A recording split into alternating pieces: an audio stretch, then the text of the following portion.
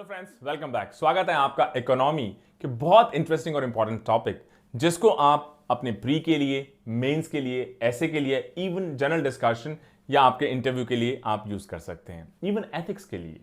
यह topic related है हमारे एम्प्लॉयमेंट सिनेरियो ऑफ इंडिया से रिलेटेड, और उससे भी स्पेसिफिक जिस टॉपिक पर आज हम बात करेंगे कि स्किलिंग इंडिया के क्या चैलेंजेस हैं, क्या वो इश्यूज हैं कि हम अपनी पॉपुलेशन को प्रॉपर टाइप के स्किल्स अभी तक नहीं दे पा रहे हैं, क्या वो फैक्ट्स हैं, फिगर्स हैं, नंबर्स हैं जिनको आप यूटिलाइज कर सकते हैं अपने मेंस के आंसर राइट करने में, डायग्राम्स बनाने में, साथ ही साथ एथिक्स, इंटरव्यू एटसेट्रा एटसेट्रा के लिए। आइए शुरू करते हैं।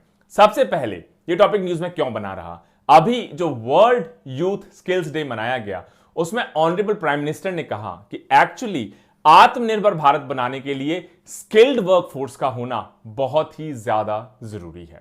उन्होंने कहा कि आज की दुनिया में वो इंडिविजुअल्स और वो कंट्रीज ही ग्रो करेंगे जो प्रॉपर तरीके के स्किल्स को बेसिकली कैरी करेंगे, और इस सब को ऑपरेशनलाइज करने के लिए, रियलाइज करने के लिए गवर्नमेंट ने कई सारी स्कीम्स चलाई हैं। फिर चाहे वो स्किल इंडिया मिशन हो, साथ ही साथ गोइंग ऑनलाइन एज लीडर्स या गोल बेसिकली मिशन हो।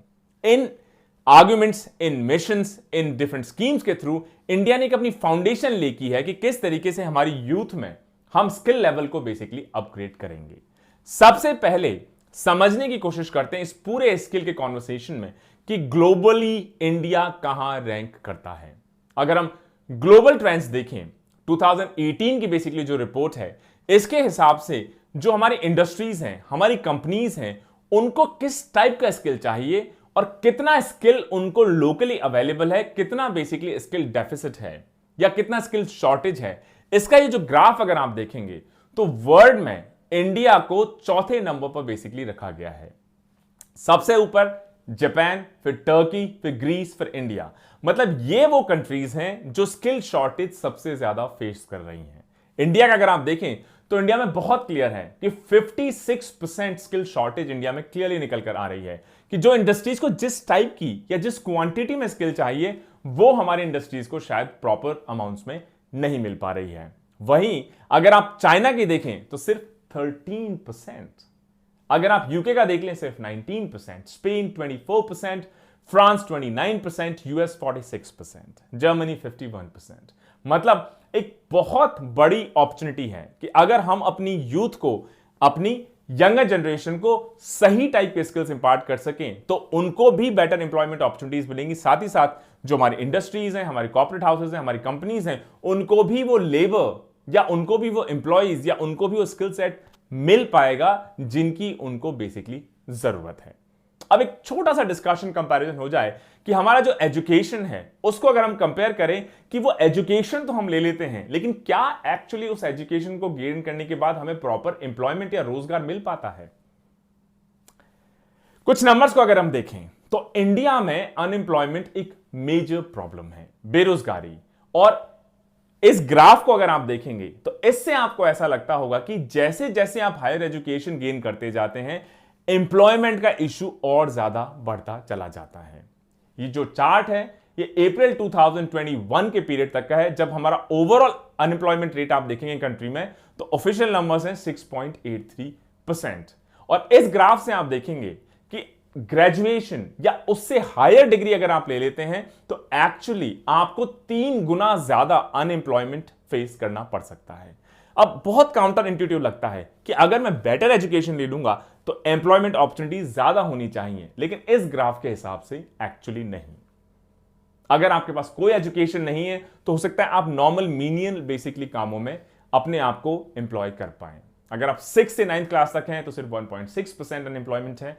आप 10 से 12th क्लास तक अगर एजुकेटेड हैं तो 9.3% अनएम्प्लॉयमेंट है। वहीं अगर आप ग्रेजुएट या ग्रेजुएट से ज्यादा पोस्ट ग्रेजुएशन अगर आप बेसिकली एजुकेटेड हैं तो अनएम्प्लॉयमेंट लेवल 19.3%।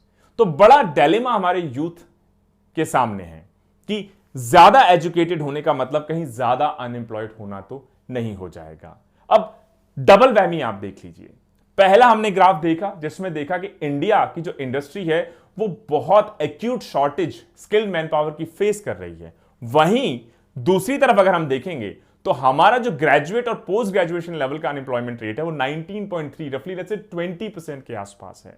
मतलब मिलियंस, करोड़ों बेसिकली हमारे यूथ पॉपुलेशन है जो ग्रेजुएट या पोस्ट ग्रेजुएट है, उनके पास कोई जॉब नहीं है।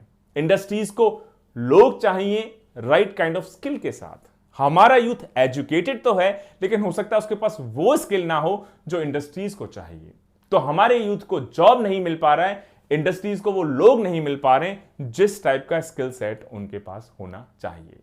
तो ऐसा नहीं कि जॉब्स नहीं है, जॉब्स हैं, लेकिन उस टाइप का स्किल अभी शायद हम इंपार्ट नहीं कर पाए हैं। ये जो लैक ऑफ स्किल है, इसको हम कैसे एक्सप्लेन करेंगे? ये जो स्किलिंग चैलेंज है जिसको इंडिया फेस कर रहा है, इसको समझने से पहले हम समझ लें कि स्किलिंग या स्किल बेसिकली होता क्या है। इसकी जो डेफिनेशन है 2018 में by national council of applied economic research NCAER, उन्होंने एक रिपोर्ट बेसिकली पब्लिश की 2018 में जिसका टाइटल रहा नो टाइम टू लूज, और उसमें 3 टाइप के स्किल्स का इन्होंने मेंशन किया है।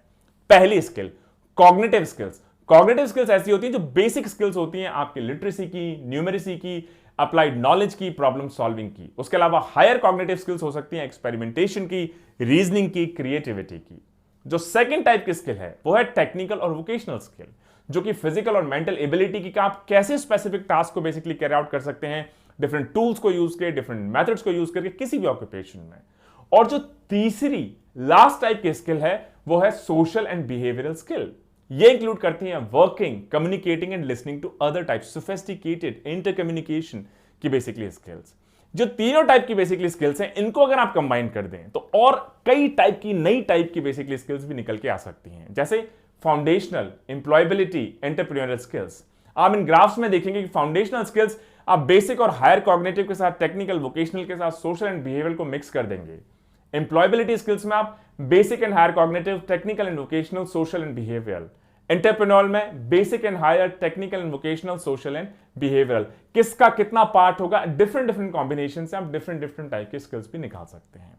अच्छा, किस टाइप का स्केल है, प्रॉब्लम का मैग्नीट्यूड क्या है, कितना बड़ा इश्यू है इंडिया में ये? अगर 2018 की हम रिपोर्ट देख लें बाय NCAER, तो इंडिया में एक्चुअली रफली 468 मिलियन, मतलब रफली 47 करोड़ लोग अपनी वर्कफोर्स में हैं। लेकिन जो मेजर चैलेंज है उसमें इस 47 करोड़ की वर्कफोर्स में से या 468 मिलियन की वर्कफोर्स में से जो 92% है वो इनफॉर्मल सेक्टर में है, अनऑर्गेनाइज सेक्टर में है। उसमें से रफली 31% इलिटरेट है और सिर्फ 13% के पास प्राइमरी एजुकेशन है, सिर्फ 6% के पास कॉलेज ग्रेजुएशन है। उसके अलावा जो 2% हमारी वर्कफोर्स है उसके पास ही सिर्फ फॉर्मल वोकेशनल ट्रेनिंग है, और जो 9% है उसके बाद non formal vocational basically training है। रिपोर्ट यह भी सजेस्ट करती है कि एक्चुअली हर साल, और मैं कहूंगा हर साल नहीं, हर महीने ऐसा एज ब्रैकेट जिसकी एज ब्रैकेट 15 से 29 हो, या न्यू वर्कर्स जिसको कहा जाता है, हर महीने 2020 तक हम रफली 1.25 मिलियन नए वर्कर्स को अपनी इकोनॉमी में लेंगे। मतलब हर महीने 12 लाख नए लोग ऐसे हमारी इकोनॉमी में आएंगे, सिस्टम में आएंगे, जो एक्चुअली 15 से 29 ईयर्स के एज ब्रैकेट में हो, जिनको जॉब्स चाहिए, जिनको एम्प्लॉयमेंट चाहिए, जिनको गेनफुल एम्प्लॉयमेंट चाहिए। ये रिपोर्ट ये भी कहती है कि एक्चुअली जो फाइनल ईयर बैचलर्स हैं वो 5 लाख से भी ज्यादा हैं 18 से 29 के एज ब्रैकेट में, और उसमें से 54% से ज्यादा जो हमारे फाइनल ईयर बैचलर ग्रेजुएट्स हैं वो अनएम्प्लॉयबल नहीं है। मतलब उनका स्किल लेवल इतना नहीं है को उनको जॉब दिया जा सके, रोजगार दिया जा सके, एम्प्लॉय बेसिकली किया जा सके। तो इतनी बड़ा इशू कि 47 करोड़ हमारा वर्कफोर्स है, और हमारे जो बैचलर्स हैं 5 लाख से भी ज्यादा हर साल, उसमें से 54% अनएम्प्लॉयबल बेसिकली दिखाई देते हैं। प्रॉब्लम क्या है? प्रॉब्लम है कि अगर हम इस इश्यू को फिक्स नहीं करते, तो आपने एक वर्ड सुना होगा, डेमोग्राफिक डिविडेंड। इंडिया कहीं ना कहीं इस डेमोग्राफिक डिविडेंड को लूज करने की तरफ बढ़ता हुआ दिखाई देता है। यह भी दिखाई देता है कि जो इंडिया की वर्किंग एज पॉपुलेशन है वो कहीं ज्यादा फास्ट बेसिकली ग्रो कर रही है, जो हमारी पॉपुलेशन है यंग और ओल्ड डिपेंडेंस की।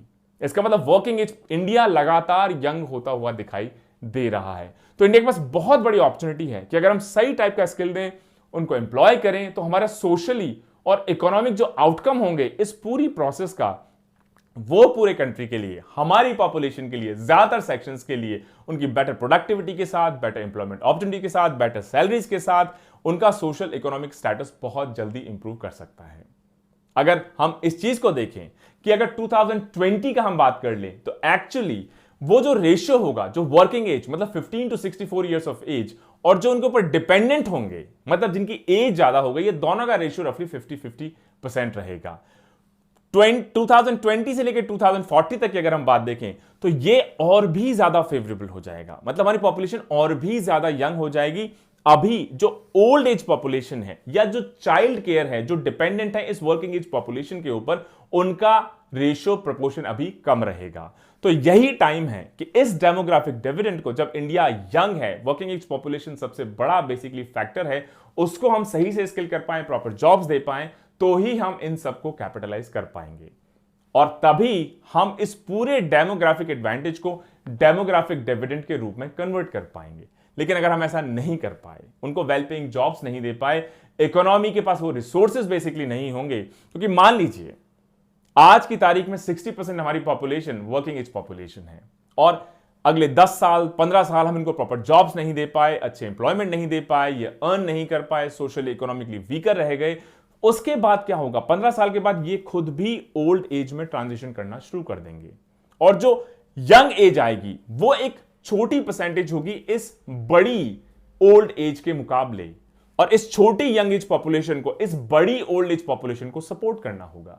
ये छोटी यंग एज पॉपुलेशन इस बड़ी ओल्ड एज पॉपुलेशन को सपोर्ट नहीं कर पाएगी। अल्टीमेटली गवर्नमेंट को इंटरवीन करना पड़ेगा और गवर्नमेंट के पास रिसोर्सेज काफी लिमिटेड होते हैं। तो इस बड़ी ओल्ड एज पॉपुलेशन को ना तो गवर्नमेंट सपोर्ट कर पाएगी पूरी तरह, ना ही हमारी जो फ्यूचर जनरेशंस हैं, जो उस वक्त की वर्किंग एज पॉपुलेशन होगी, जो स्मॉल होगी नंबर में, वो सपोर्ट कर पाएगी और फिर ये एक बहुत बड़ा इशू बन जाएगा दोस्तों। इसीलिए जो अभी हमारी वर्किंग एज पॉपुलेशन है उसको अगर हम अभी से सही स्किल देना शुरू कर दें, अच्छा एम्प्लॉयमेंट देना बेसिकली उसको इंश्योर कर दें, मैचिंग बेसिकली शुरू कर दें, इंडस्ट्रीज को किस टाइप का स्किल चाहिए वो स्किल हम उनको इंपार्ट करवाना शुरू कर दें और ये अभी से अच्छा अर्न कर लग जाएं, इकोनॉमिकली बेटर हो जाएं, सोशली बेटर हो जाएं, तो जब ये ओल्ड होंगे आज से 15 साल 20 साल 25 साल बाद, तो ये अपना ख्याल खुद रख पाने में केपेबल होंगे। ऐसा अगर हम नहीं कर पाए तो ये टिकिंग टाइम बॉम्ब की तरह है, कहीं ये डेमोग्राफिक डिविडेंड डेमोग्राफिक डिजास्टर में कन्वर्ट ना हो जाए दोस्तों। इसका मतलब अभी से हमें जो हमारे इंडियंस की एस्पिरेशंस हैं, यंगर एज की एस्पिरेशंस हैं, उनको बेसिकली कैपिटलाइज करना होगा। और अगर एक वर्ड में, एक लाइन में मुझे कहना पड़ा है तो इंडिया को पहले रिच बनना होगा, इससे पहले इंडिया ओल्ड हो जाए। India has to become rich before it gets old, ताकि जब आप ओल्ड हो, क्योंकि आप पहले से रिच हो, तो अपनी जरूरतों का ख्याल आप खुद रख पाएंगे। लेकिन इंडिया अभी भी स्किलिंग के प्रॉब्लम से लगातार बेसिकली जूझ रहा है। तो क्या बेसिकली इशू है कि जो इंडिया की 92% से ज्यादा पॉपुलेशन है, एनसीआर के रिपोर्ट के हिसाब से वो इनफॉर्मल सेक्टर में काम करती है। इनफॉर्मल सेक्टर का मतलब है कि आप प्रॉपर कंपनी में, रजिस्टर्ड कंपनी में काम नहीं कर रहे, जहां आपको सोशल सिक्योरिटी बेनिफिट्स नहीं मिल पाते। उसकी वजह से क्या होता है, मान लीजिए आप किसी कंस्ट्रक्शन इंडस्ट्री में दिल्ली में काम कर रहे हैं 300 रुपए पर डे की दिहाड़ी पे, तो अब अगर आपको 300 रुपए ही बेसिकली मिल रहे हैं, इसमें आप क्या खाएंगे, क्या कमाएंगे, क्या खुद के ऊपर बेसिकली इन्वेस्ट करेंगे, क्या अपनी फ्यूचर जनरेशन के ऊपर इन्वेस्ट करेंगे? सोशल सिक्योरिटी तक आपके पास नहीं है, तो आपकी जो नेक्स्ट जनरेशन होगी वो भी प्रॉपर टाइप का स्किल अचीव नहीं कर पाएगी। सोशल इकोनॉमिकली वो भी उतनी ही वीक होगी, शायद ज्यादा वीक हो जितना आप बेसिकली हैं। तो एक साइकिल बेसिकली बन गया है। वहीं कंपनीज को जब लगता है कि हम locally right kind of labour या स्किल्स बेसिकली एक्वायर्ड नहीं कर पा रहे हैं, तो वो कहते हैं कि इसके बजाय हम और कोशिश करें लोगों को रिक्रूट करना, छांटना, रखना, ट्रेन करना, इसके बजाय हम ऑटोमेशन पे ज्यादा ध्यान दे दें, ताकि हमें उन स्किल्स की बेसिकली जरूरत ही ना पड़े। तो technology has started to replace the low level menial skill sets. इसका मतलब जिस सेक्टर में ज्यादातर हमारी पॉपुलेशन एम्प्लॉयड है, उस सेक्टर में धीरे धीरे ऑटोमेशन या रोबोटिक्स या मशीनरी या टेक्नोलॉजी आके उन जॉब्स को शायद हमेशा के लिए ही खत्म बेसिकली कर दे। Double whammy. लेकिन अभी भी हमारे पास कुछ टाइम है। वहीं अगर हम बात देख लें, मान लीजिए एग्रीकल्चर सेक्टर, जहां अभी भी 45% से ज्यादा हमारी पॉपुलेशन डिपेंडेंट है अपने एम्प्लॉयमेंट के लिए और 16% से ज्यादा हमारे जीडीपी को कंट्रीब्यूट करता है, एग्रीकल्चर में जो आप स्किल बेसिकली एक्वायर करते हैं वो हमारे जो इंडस्ट्रियल सेक्टर्स हैं, सर्विस सेक्टर हैं, उनके लिए सुटेबल नहीं होते। ये भी एक बड़ा मिसमैच है। एग्रीकल्चर सेक्टर आपको राइट स्किल नहीं देता, इनफॉर्मल सेक्टर हमारा बहुत ज्यादा बड़ा है, उसकी वजह से आपके पास इंसेंटिव नहीं है, रिसोर्सेज नहीं है कि आप बेसिकली खुद के लिए, अपनी जनरेशन के लिए वो स्किल्स को प्रॉपरली इंपार्ट कर सके। एक डिस्टिंक्ट डिसएडवांटेज, आप सोच रहे होंगे इतना बड़ा इश्यू है, इतनी बड़ी अपॉर्चुनिटी भी है कि अगर हम इस न्यू वर्किंग एज पॉपुलेशन को राइट काइंड ऑफ स्किल दें, हमारी इंडस्ट्रीज में 56% डेफिसिट है स्किल का, उसको भी फुलफिल कर पाएंगे, यंगर जनरेशन को अच्छे जॉब्स भी दे पाएंगे, और जब ये 15, 20, 25 साल बाद जब ये ओल्ड एज में एंटर करेंगे तब ये खुद इतने केपेबल होंगे कि ना ही तो गवर्नमेंट को ना ही यंगर पॉपुलेशन को सपोर्ट करना पड़ेगा। तो इस प्रॉब्लम को फिक्स क्यों नहीं कर देते? प्रॉब्लम है क्या? प्रॉब्लम यही है कि अभी भी जो डिमांड है मार्केट की और जिस टाइप का स्किल हमारे इंस्टीट्यूशंस बेसिकली प्रोवाइड करते हैं हमारी वर्कफोर्स को, उसके बीच में बहुत बड़ा गैप है, ब्रेक डाउन है, या लैक ऑफ सिनर्जी है। अभी भी क्रिटिक्स का यह कहना है कि स्किल टॉप डाउन फैशन में, मतलब ऊपर से डिसाइड होता है कि किस टाइप के स्किल्स इंपार्ट किए जाएंगे, इसके बजाय कि लोकल इंडस्ट्री को किस टाइप का स्किल चाहिए। मान लीजिए मैं आपको आलू उगाने का स्किल दे दूं, लेकिन इंडस्ट्री को टमाटर उगाने का स्किल चाहिए। मैं मान लीजिए आपको सीमेंट फैक्ट्री का स्किल दे दूं, लेकिन इंडस्ट्री को कार असेंबली का स्किल चाहिए, तो मिसमैच हो गया। स्किल तो आपने दिया, लेकिन वो स्किल नहीं दिया जो एक्चुअली इंडस्ट्री को चाहिए। तो जो इंडिविजुअल है या जो हाउस होल्ड है, उसने जिसने स्किल बेसिकली एक्वायर किया, स्किल्ड वर्कफोर्स हो गया, लेकिन उसकी फ्रस्ट्रेशन ही होगी कि जो उसने स्किल एक्वायर की वो इंडस्ट्री के लिए सूटेबल नहीं है। इंडस्ट्री की फ्रस्ट्रेशन ये होगी कि उसको स्किल लेवल, उसको उसके टाइप की स्किल चाहिए, लेकिन उसको स्किल तो मिल रहा है लेकिन डिफरेंट टाइप का स्किल चाहिए। गवर्नमेंट का फ्रस्ट्रेशन होगा, इतना एफर्ट, इतना पैसा, इतना रिसोर्सेज हमने बेसिकली इन्वेस्ट किया स्किल इंपार्ट करने में, लेकिन ये मिसमैच होने की वजह से इसको हम कन्वर्ट नहीं कर पा रहे बेटर एम्प्लॉयमेंट अपॉर्चुनिटीज। इसका मतलब इस जो ब्रेक करने का जो इस लॉकजाम को तरीका है वो यही है कि हमें मार्केट को किस टाइप की स्किल्स चाहिए, आज से 5 साल बाद, आज से 10 साल बाद, आज से 15 साल बाद, उन स्किल्स को हमें अपने एजुकेशन सिस्टम में, अपने ट्रेनिंग सिस्टम में, अपने वोकेशनलाइजेशन ऑफ एजुकेशन सिस्टम में अभी से इंपार्ट करना शुरू करना होगा, ताकि इंडस्ट्री को उस टाइप का स्किल मिल जाए जो उन्हें चाहिए, लोगों को उस टाइप का गवर्नमेंट स्किल प्रोवाइड करे जो इंडस्ट्रीज को चाहिए, और इंडस्ट्रीज को लोग मिल सके, लोगों को इंडस्ट्रीज मिल सके, एम्प्लॉयमेंट मिल सके। तो ये जो डेमोग्राफिक डिविडेंड है, इसको हम सही मायने में कैपिटलाइज कर पाए, वरना डेमोग्राफिक डिविडेंड कहीं डेमोग्राफिक डिजास्टर ना बन जाए। दोस्तों, स्टे ट्यून्ड। जय हिंद, जय भारत।